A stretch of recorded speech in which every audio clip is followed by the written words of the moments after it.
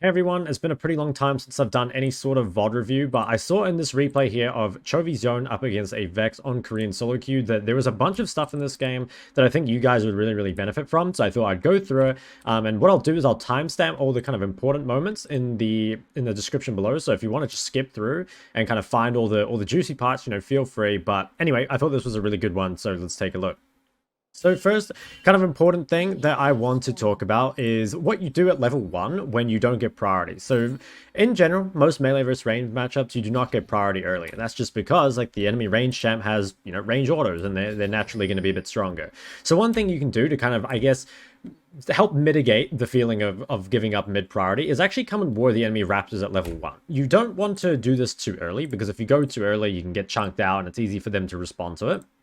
But there's like few reasons why you do this, and I'll talk about that in a sec. But in general, like, I guess the biggest thing is that because you're not getting priority over mid, you're just going to be stuck under your tower, and then you're not going to get the opportunity to ward, right? And if you're giving up priority over mid, one of the most important things you can do for your team is at least try and offer something. Because if you're playing, a scaling champ like Yone, you don't offer any pressure to your lane, you don't offer like any impact over the map, all your wards will be extremely shallow because you can't move. Just getting some sort of tracking on your opponent at level 1 is really nice, and it goes a long way. So general rule, if you do not get priority in the first like 3 or 4 levels of mid, you will want to place a ward at level 1. Raptors is an ideal place for that. Now, second thing with that is that currently in high elo, a lot of junglers are solo starting. You can see in this game, we got solo start out of Zac. We also have solo start out of Talia on the Raptors.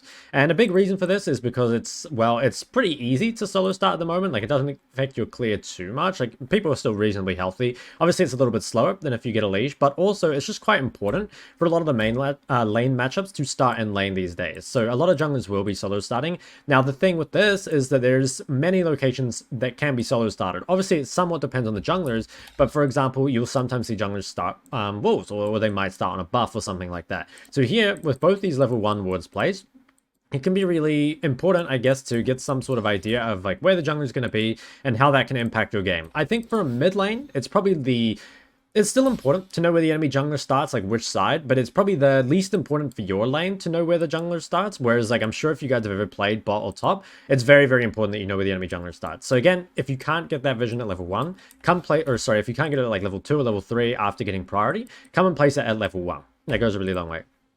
Alright then, moving on. So, obviously, Vex is a pretty tough matchup for Yone. You see this champ picked into kind of like melees like Yone, Yasuo quite a lot because, strong laning phase has the ability to bully. Now, you can't see it here because my cam is covering it, but the most important thing is that you have second wind, which he does in his runes, and he also has Doran shield. So that's going to allow you to sustain against these really difficult lanes. Kind of goes without saying, most melee versus range matchups, you are going to need a great deal of sustain, and you will also want to let the wave come to you in the first 3 levels. It's very important, I think, that you let the wave come to you when you're playing these melee versus range matchups. And again, a couple reasons, like it lets you farm safely on the tower. It gives you the potential to chase your opponent down the lane. Like most range champions do get run down by melee champs because again, melee champs, they tend to be better at those long trades, whereas most of these range champs, especially the mages, they're about poking and they're kind of weak to being ganked, they're weak to being chased down. All that sort of stuff means that just having the lane on your side is going to be more beneficial most of the time. And of course, it just allows you to farm, which you can see here. So at this point in the lane, this is kind of when you're most up against your opponent's mercy, really. Like, it's up to them to punish you, really, right? And you're just doing what you can to survive. Just try and make sure you don't take too much damage. Like, use your W, use your E to avoid these things. And if you can ever kind of set the lane up in some sort of position to gank your opponent, that's really good. And something that, like, this comes up a lot in coaching sessions, is that normally when you're playing mid, right, you try and hug to the side that your jungler's on. So like if your jungler is on this side, like naturally you hug to them, right? And that's because you want to be able to run to them. If they need help, you want to be able to run to them if you need help. And also they kind of act as a living ward for you, right? So they can kind of help you in many different ways, and you can help them. But the thing is, when you're pushed under your tower like this, there's never the ability, I guess, to roam to your jungler first. And there's also a very low chance you ever get ganked. So when the wave is actually this close to your tower, normally you want to hug away from your jungler, and that's so that, like, if you stand over here, for example, right, a lot of the time your opponent will just mirror your movement, and you can kind of see that out of Vex here, right? Like, a good reason I would say that Vex is playing in this side of the lane instead of over here is just because of the way Chovy'S position. And so this is very, very small, but especially for early ganks, right, like when Zac only has 1 point in E, this actually makes a big difference, right? Like, Zac cannot reach a Vex that's standing up here, but Zac easily can reach a Vex that's just standing over here. So this small positioning and lane is really, really important when you're playing melee versus range matchups, because obviously you want to be able to set up these sorts of ganks. And even if you don't get a kill, this is still a lot of relieved pressure, and that's kind of the name of the game in any like kind of melee versus range matchup, because typically if you get to level 6 and you're even with the range champ, most assassins and most bruisers and stuff, they have such a big 6 spike that it ends up just turning the matchup around. So the range champ sort of has to be ahead at level 6. You know, they're expecting to base with a gold advantage, with an XP advantage, and that's going to allow them to continue to play the lane. And if they don't, if enough pressure is relieved and you kind of hit 6 in an even spot, you're in a super, super good position, and you're just going to be able to snowball from there. So this is a really, really good start for Chovy. I mean, he's even in CS.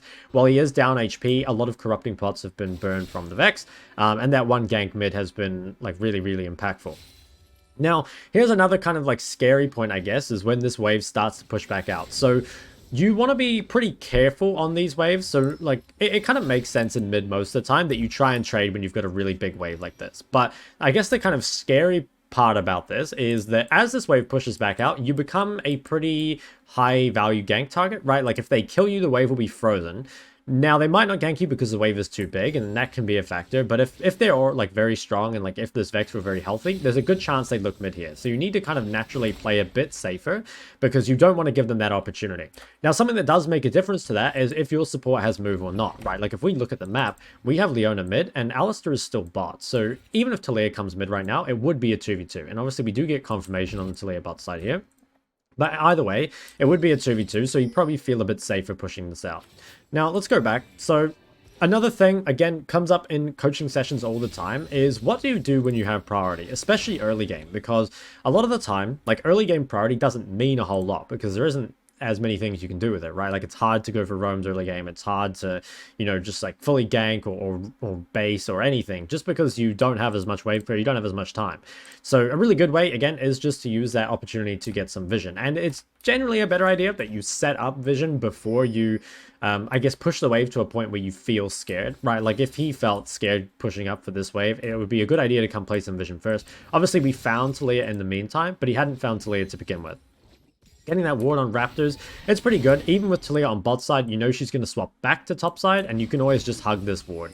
And something that people always forget is that while you can like optimize ward placement, and you know sometimes there'll be like better places to place wards compared to worse places or anything like that, the most important thing with warding is that if you place a ward, you hug to it, right? Like if honestly, you get 90% of the way there just by placing the ward and hugging to it. If you optimize it further, that's great. But if you can't, just, again, remember, place the ward and hug to it, and that's going to keep you safe most of the time. So here's kind of an interesting spot here where we have Vex on very, very low mana, but we don't really want to reset yet, right? Like a lot of the time, you need to think about like what are optimal bases in matchups. So for Yone, it's probably like 1100 most of the time. Like you really want those tier 2 boots. Vex, it's a little dependent, right? Like Vex could base on things less than 1100. It's probably fine, right? If she based on something like Darkseer or Amptome, you'd say that probably favors Vex, right? If we're like Darkseer or Amptome versus say boots and a dagger. All right, I think that's relatively Vex favor because it's just not as big a spike. Now, Vex can go for something like the Lost Chapter, but then she doesn't have as much movement speed. Or again, if she goes tier 2 boots, then you kind of have to contend with a champ that doesn't have any resources. So I would say that if the longer that Yone stays in lane, the better it is for the matchup. If you can force Vex to stay in lane with you, that's very, very good. Obviously, like to a point, like you don't want to stay in lane until you have 3k gold. But something I talked about a lot in my matchups video is just abusing kind of that base difference spike. I think that goes a really, really long way.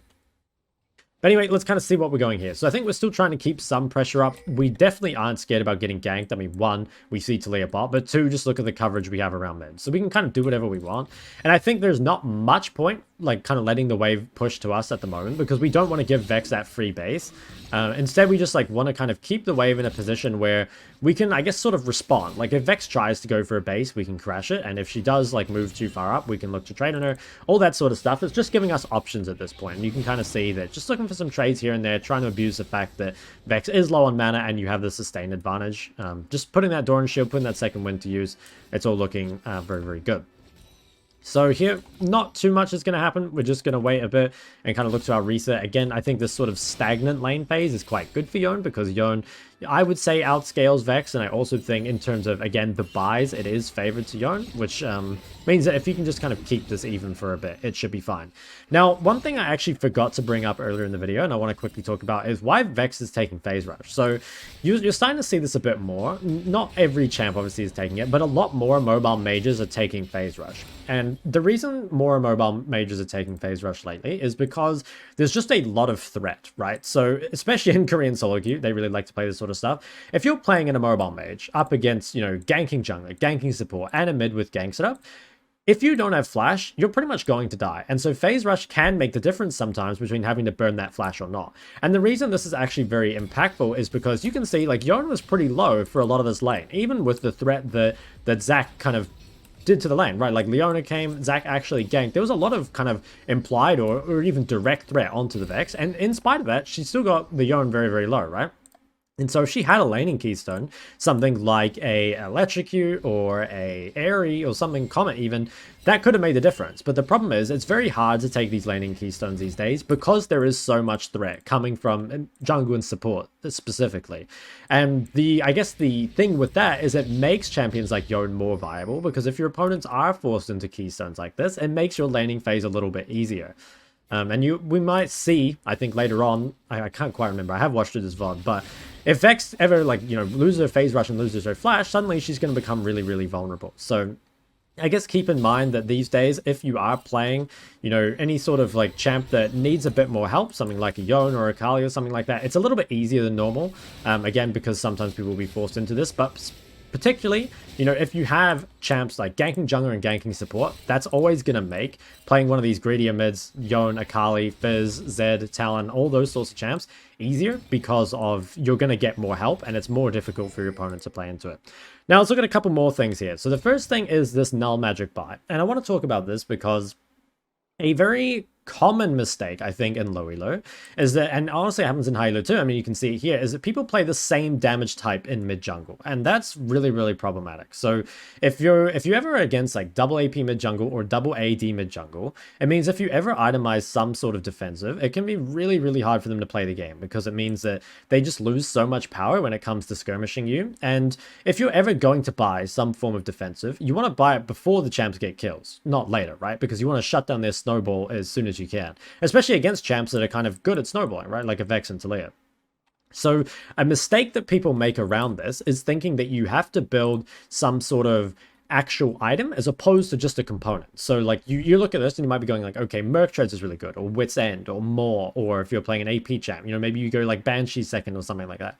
But there is something to be said for literally just buying an L Magic or buying a Cloth Armor or buying a Ruby Crystal, something like this. Because what you really don't want is, if you are up against, you know, this damage type, you don't want their weakness of being the same damage type to be something that you counter, you know, 30 minutes in the game once they've already got kills, and that's when you finally start buying MR. Like, no, you kind of want to counter this as quick as you can. And so here, Chovy buys this Null Magic Mantle, and I don't think he ever upgrades it this entire game. And I think this is really good. I mean, it's a relatively small investment into what is a really big payoff against a combo that really, really needs it. And if they go Soloq shoes as well, it'll shut it down really, really well.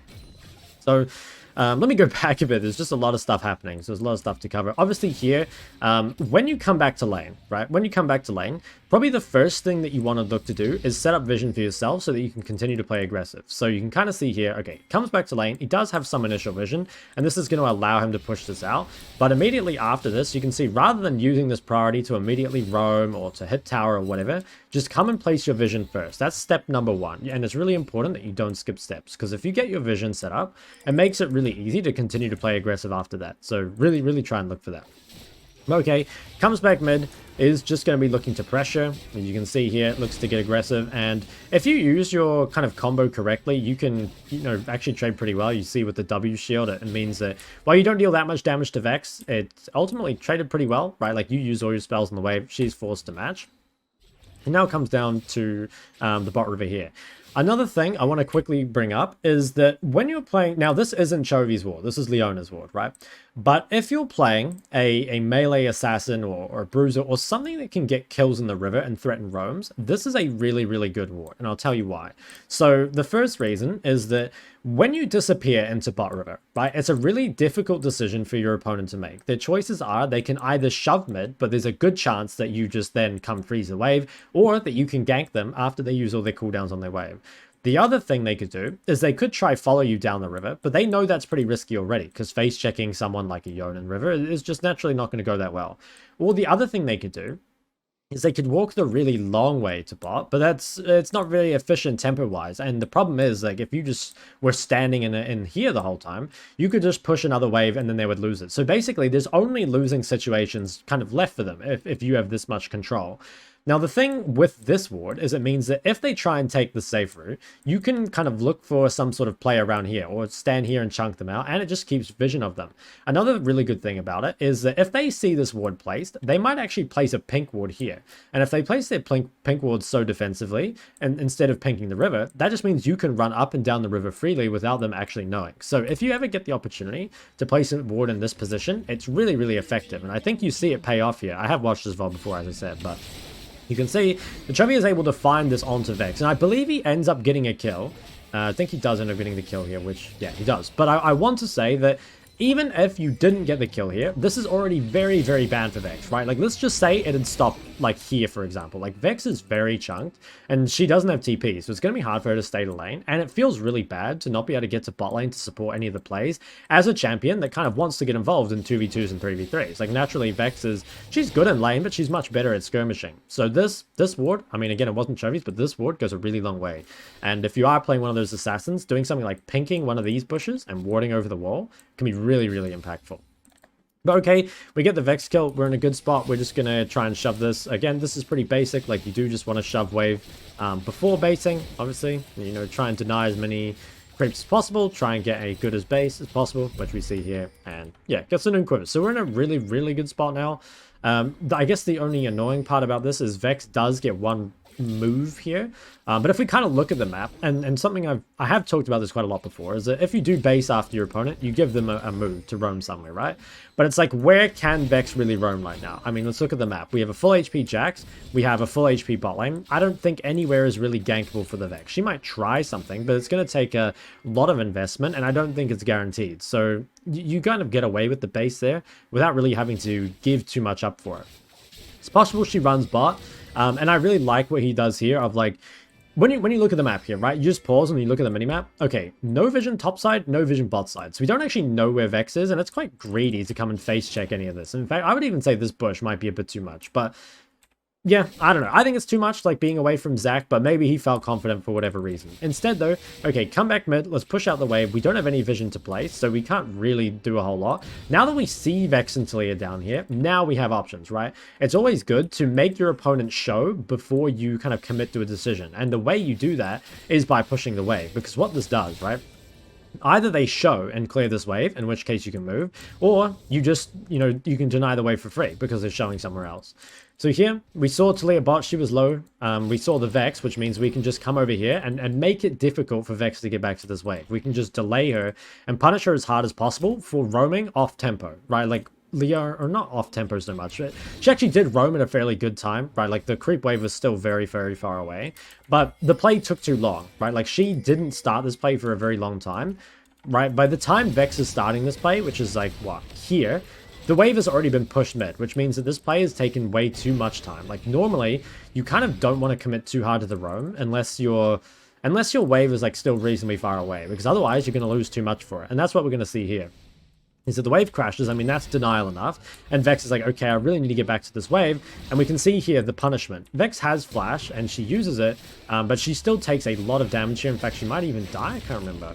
Yeah, it looks like she ends up dying. And this is the trouble, I guess, of playing in a mobile mage against, you know, all this kind of threat and ganks it up. And somewhat, that is just like a reality of solo queue. Like, if you're playing a champ without a dash, you're going to have to be much more careful, and you're going to have to play a little bit safer, because you are going to get pretty hard punished otherwise. And I think it's really important that you kind of have a super solid early game in solo queue. Like, ultimately, if you come out of the early game in solo queue in a very strong position, like well farmed, no deaths, like you've got a couple kills, you have a very high chance of winning that game. Whereas if you start off with a couple deaths, you're like a little behind, you're leaving the game very much up to your team, which you really, really don't want. So here, this is kind of wild. I'm honestly not a huge fan of this, but I'll talk about it. So naturally, like with priority over mid, it's like, what can we do here? Well, we can push in, we can get some deep vision. We found Talia, so maybe we could take away the Raptors. The reason I don't like this that much is because, again, it's off tempo. So this is not a play that we made by pushing the wave and then going in. Like, the wave is already here, right? So it's probably better to do another wave. Now, we do get on Talia, and we do end up taking the Raptors. So it does end up pretty good. Like, I'd say the outcome is basically as good as you can get. But I think it was relatively risky. Like, I think there is the chance that someone else shows up here, and I also think it's just not a super high percentage play, because you do lose something here. At the same time, if you get a kill, it's pretty much always going to be worth it. Now, should he have gotten the kill? I'm not sure, but it was a great outcome no matter what, and maybe Chovy knew that it was going to be better than I gave it credit for, but you do lose something. I mean, ultimately, it was still really good. Like, if you lose one wave to get a kill in the jungler and deny them the Raptors, that's 100% worth it. Again, I think with a lot of people missing, maybe it wasn't worth it, but hey, who am I to judge? It turned out really well. So we come back mid. At this point, we have a huge item advantage. I mean, you can just see, like, in terms of gold spent, we're a lot stronger. We're also up 2 levels now, so it's going to be really, really hard for Vex to trade back. And if your opponent is playing, like, really safe in lane, like, I get this question all the time. Like, what do I do if my opponent is just playing too safe and I can't punish them? Like, you can see here, Vex just kind of playing pretty far back in the lane. I mean, she's holding W defensively, so it's hard to find a winner to punish. But if your opponent is holding all their cooldowns defensively, that means you can just push the wave and then look elsewhere, right? And sometimes you might not be able to find something else elsewhere, but you can, like, set up vision, you can look for invade, you can look for objectives. It's very rare that there's just literally nothing to do. Like, normally you'll be able to find something, and you can kind of see that here. Like, Yone's in the river much earlier than Vex, and also just Yone's a lot stronger in these skirmishes than Vex right now, just because of the actual item advantage. So I think the rest of the game somewhat plays out fairly standardly. I don't think there's anything else special. I mean, we'll of course look through it, but for me, like, the main learnings that I would take away if I were watching this game is I think that you can really see, like, how impactful the wards have been. And not just his wards, right? Like, the wards on the Raptors that he's placed, the ward here that was placed by Yone, all that stuff has turned really good. I think the priority usage has, like, this is really good priority usage, right? There is nothing else to do right now. Looks like the bot play is already over. Didn't have a ward, unfortunately. Has the sweeper instead, but like, this is really good, because there's nothing else to do. And I like this a lot more than that Raptor invade before, because you're not losing a wave at the same time. And it's just strong enough to make the enemy jungler's life hell, take away the red buff. I mean, this all feels really, really bad for the enemy jungler. In fact, you're probably crying mid-gap at this point. But yeah, I think it was overall, like, a really good replay to learn from. And the reason I like this replay so much is there's a lot of small things that end up making, like, a really big difference, right? Like, I think buying this null magic is something that people don't do a lot. I think abusing, like, the base difference is something that people don't do. Or, like, that ward at level 1, for example. All these things, they go a super long way, and a lot of them are actually, like, not that hard to do, right? Like, I think looking at a double AP mid-jungle and be like, okay, I can just buy a null magic at some point. Like, obviously you don't want to ruin your base for it. You don't want to give up Berserker Greaves to buy a null magic. But if you can find some efficient way to do it, it goes, like, a really long way. And I think if you ever hit the mid-game in this sort of position as a Yone, like, I mean, you heavily outscale, you're already, like, very far ahead, there's pretty much no way to lose. Like, as long as you play out the team fight somewhat correctly, you should win from this point. And I don't think there's anything that I've seen in this game that is really, like, impossible for other players to replicate. Like, obviously, a player like Chovy, they have insane mechanics, right? But this is not a game that was won through mechanics. This was a game that was won through, like, you know, good execution, good game knowledge, you know, just all that sort of stuff, and just, like, being at the right place, right time. I don't think there was anything that's, like, impossible for you guys to do. So that's going to be the end of this replay. Again, I will just timestamp all those individual spots, so if you want to go back and look at something specific that I said, feel free. Let me know what you think about this kind of thing. I have done them before, but I tried to find a replay that was not just me, I guess, like watching through it and commenting on it. I really tried to find a replay that I was like, wow, there's like a lot of good stuff in here and a lot of good stuff that you guys can really apply in your games. But anyway, I mean, let me know what you think in the comment section below. Don't forget to like and subscribe. I'll see you guys next time.